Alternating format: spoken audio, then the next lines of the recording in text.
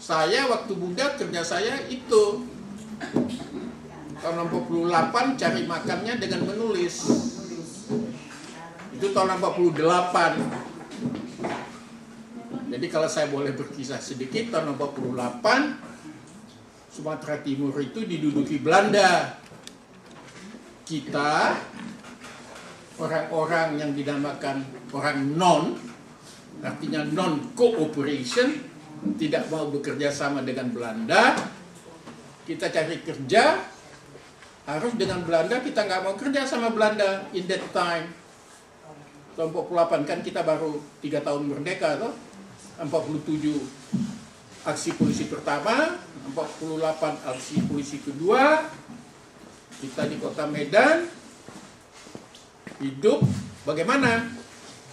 Ketika itu kita menerbitkan majalah, namanya majalah Suasana Baru, yang tiap bulan kita harus menulis novel yang dinamakan dalam bahasa Belanda Dubbeltjes Roman, roman picisan.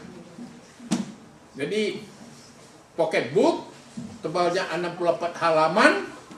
Ketika itu kalau ada mesin tik, kita tik 30 folio tik.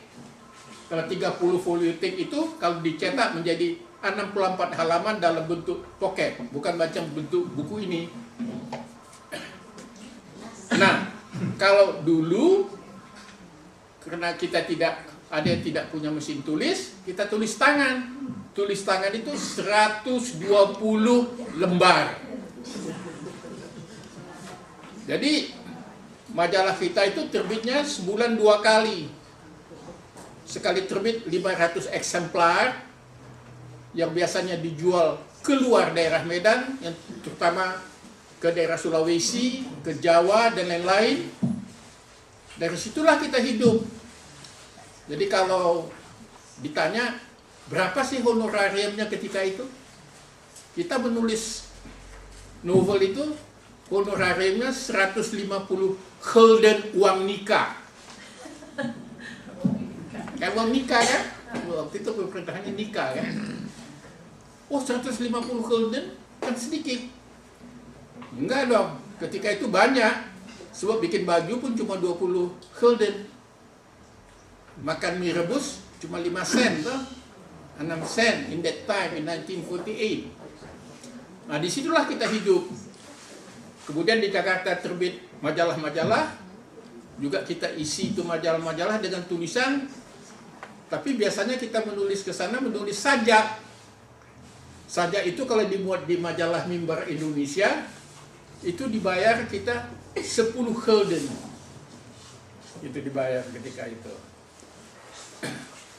Jadi setelah 49 overdraft, Belanda tidak ada, nah baru kita kerja ke ke perusahaan-perusahaan ataupun ke departemen-departemen yang sudah kepunyaan pemerintah Republik ketika itu. Tapi 49 bukan pemerintah Republik, pemerintah Republik Indonesia Serikat, Indonesia Serikat. Baru 1 tahun kemudian menjadi pemerintah Indonesia kembali. Baiklah, itu cerita kalau mengenai tulis-menulis ini. Di Indonesia itu memang banyak penulis-penulis yang ketika itu tahun 48 kita menampung tulisan-tulisan dari seluruh dari Indonesia, dari penulis. Waktu itu almarhum Khairul Anwar juga masih hidup. Ketika itu dia redaksi majalah internasional yang ada di Jakarta. Kemudian penulis-penulis seperti Habib Yasin. Habib Yasin itu orang Maluku, tapi besar di Medan. Sekolah HBS-nya di Medan, seperti Barung Rangkuti, itu penyair yang terkenal, yang sekolahnya di Sanniketan di India. Banyak menulis mengenai sajak-sajak dari Rabindranath Tagore ketika itu. Jadi di Indonesia itu banyak penulis-penulis angkatan Pujangga Baru, angkatan 45. Sekarang tentu penulis-penulisnya berbeda dengan penulis-penulis yang lain. Kita beruntung sekali rupanya di tengah-tengah kita ini ada penulis, yaitu Django. Nah,